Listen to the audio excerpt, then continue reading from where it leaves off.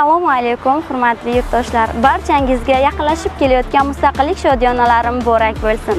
Yangi vatan, yangi xalq bo'lib, yangi hayot va kelajakni birgalikda yaratamiz shiori ostida barcha yurtdoshlarimizni 35 yillik mustaqillik shodiyonalariga qizg'in tayyorgarlik ko'rayotganlarining bir isbotidir. Yana bir isbot sifatida barcha jabhalarda, barcha tashkilotlarda, hattoki xonadonlarda obodonlashtirish ishlari olib borilib, 35 yillik shodiyonalarimizga qizg'in, o'zgacha kayfiyatda, o'zgacha shukuh bilan tayyorgarlik olib borilayotgani bu albatta bizni quvontiradi.